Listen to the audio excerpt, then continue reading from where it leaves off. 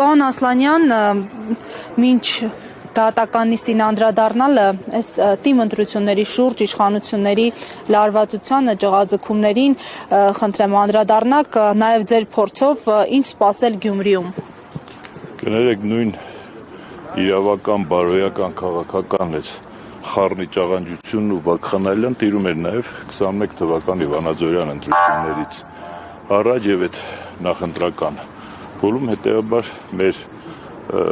քաղաքական ուժերը կամ անհատները քաղաքական ուժերի հետ հանդես եկող պիտի ուղղակի կենտրոնանան Գյումրու խնդիրների վրա, Գյումրու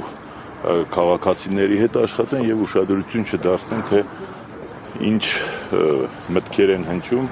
այդ այսպես ռուսերեն ասեմ ատվլիկայուշի մանյովրներ են անում Գյումրու ընտրությունները հանգեցնելով ինչ-որ դարակազմիկ մի ջրբաժանի եւ այն ուղղակի հերթական անգամ իրենք ուզում են ցանկացած մանիպուլյատիվ, ցանկացած անբարոյական, ցանկացած օրենքին հակասող կամ չհակասող միջոցներով հասնել իրենց պատկերացրած արդյունքին, որը կարծում եմ չի ստացվելու, որովհետեւ հանրապետության որևէ մեծ քաղաքում որտեղ կա ալտերնատիվա, որտեղ կա մրցակցություն, իրենք չեն կարող հաղթանակ տոնել։ Պարոն Ասլանյան, գալով այս գործին, Աշոտյանի գործին, այսօր խոփանամիջոցի փոփոխության հարցը միջնորդություն է ներկայացվելու, արդյոք այս իրավիճակում հաշվի առնելով, որ պնդումները, որ քաղաքական ենթատեքստ ունի գործը, հնարավոր է ակնկալել, որ Արմեն Աշոտյանի խոփանամիջոցը կփոխվի։ Գիտեք, ես բազմիցս շեշտել եմ, որ այսօրվա իշխանությունների որևէ գործողության գործելավոճի մեջ տրամաբանություն փնտրել, առավել եւս իրավաբանական, օրինական տրամաբանություն փնտրել, թերևս շատ անշնորհակալ գործ է եւ չեմ բացառում, որ կարող է եւ մեղմացնեն տնային կալանքի ռեժիմը, կարող է եւ թողնեն, ասենք, վարչական հսկողության եւ կարող է ավելի անտրամաբանական թողնեն տնային կալանքը նույն ռեժիմով, ինչը եւս ես չեմ բացառում, այնպես որ այս մարդկանց բուն նպատակը ոչ թե քրեական արդարադատություն իրականացնելն է զգում, այլ իրենց քաղաքական հակառակորդներին անցանկալի անձանց ցանկացած միջոցներով մեկուսացնել, լոկալիզացնել, նրանց ձայնը լսելի չդարձնել եւ այդ համատեքստում նայած այսօր կներեք, եթե ամբողջ այս քաղաքական վիճաբանությունների կոնտեքստում իտոկ տվողը, այսպես ասած, էլի Նիկոլ Փաշինյանն է, որը այսօր առավոտյան ինչ-որ միտք էր հայտնել։ Բայց դա իտոկ էր, հա? Իհարկե, եթե այսօր մեր ամբողջ քաղաքական դաշտը կենտրոնացած է այն հիմնական խնդիրները թողած միմյանց ինչ-որ բյուրեղացնելով եւ այլն, բայց վերջի Դուք գիտեք ով է բերել Նիկոլին իշխանության։ Վանաձորի համայնքապետի պատուհանից ամենալավը դա է երևացել, թե ով է բերել Նիկոլ Փաշինյանի իշխանության, ես մի օր գուցե դրա մասին կխոսեմ։ Չէ, հիմա ասեք։ Չեմ կարող հիմա տենց անուններ չկա, որ ես ասեմ։ Որ պատուհանից նայեցիք։ Դա որևէ մեկի համար ինձ թվում է գաղտնիք չէ։ Չէ, ինչ որ անձեր նկատի չունեմ, նկատի ունեմ դա այն է, ինչը որ բուն հիմքին գնալով հիմա երբ որ դիսկուրսը գնում է Սերժ Սարգսյանը իշխանությունը հանձնելուն, չհանձնելուն, ես կարծում եմ այդ դիսկուրսը պետք է տեղափոխել այլ դաշտ, այսինքն ովքեր որ հիմա թիրախավորում ու քննադատում են, ասում են Սերժ Սարգսյանը ընդհանրապես պիտի իշխանությունը չհանձներ, այսինքն պիտի ամեն գնով պետականության համար պիտի պահեր, եթե այդպես է, ապա այսօրվա քննադատողների մեծ մասը պիտի այդ հարցը չբարձրացնեն, իսկ եթե գալիս ենք հարցի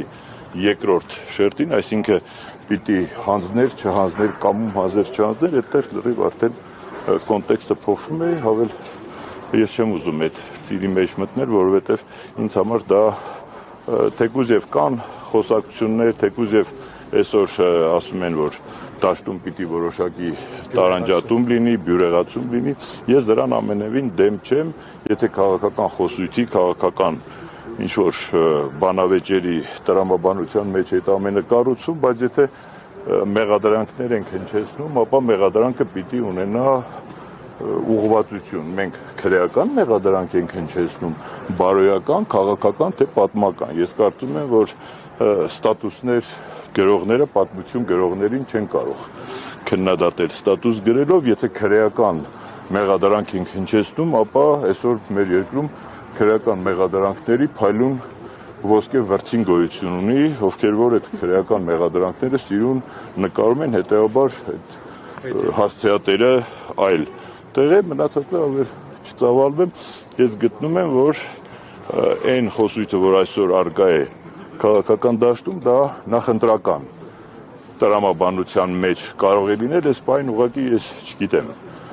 Ինչ ակնկալիքներ կան եւ ինչի համար է այս դիսկուրսը։ Եթե ինչու այնուամենայնիվ երկու նախագահների ջերը մի առումով հիմա չեն գնում։ Գիտեք, երկու հարևաններն էլ հաճախ իրար հետ, ասենք, որևէ կերպ ոչ միավորվում են, ոչ ընդհանուր բան չունեն, բայց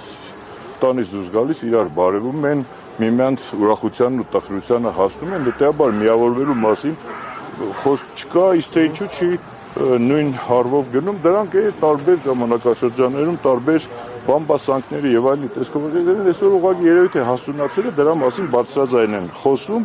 բայց ես կուզեի, որ այդ խոսույթը լիներ քաղաքական դիսկուսի շրջանակներում, որովհետեւ ելի եմ ասում, քաղաքական տրամադրություններն ու քաղաքական շահերը կարող են շատ արագ փոփոխվել, բայց մարդկային հարաբերությունները ավելի կայուն, ավելի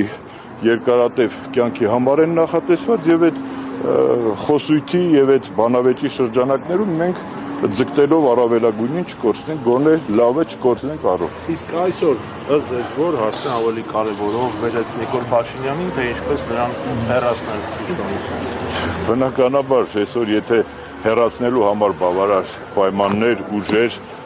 կամք ու վճռակարություն լիներ, հաստատ երկրորդ, երրորդ պլան էին մղվելու ոչ վաղ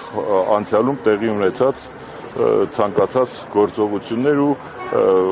հասարակության էներգետիկան, քաղաքական ուժերի էներգետիկան կենտրոնանալու էր ավելի լուրջ, ավելի օրակարգային լուրջ փոփոխությունների վրա միտված ապագային, իսկ հետո գիտեք անցյալի խնդիրները, եթե պատմական տեսանկյունից մենք փորձենք վերլուծել, պատմությունը այնքան տրանսֆորմացիաներ է տեսել մարդկանց եւ գաղափարների եւ մտքերի, կուսակցությունների եւ այլնի փոփոխություն, ուստի 7-8 տարվա պատմական անցքերը այսօր դնել պատմական ինչ որ քաղաքական գնահատականներ տալ պատմությանը, կարծում եմ այս բանը շատ սխալ է։ Շնորհակալ եմ։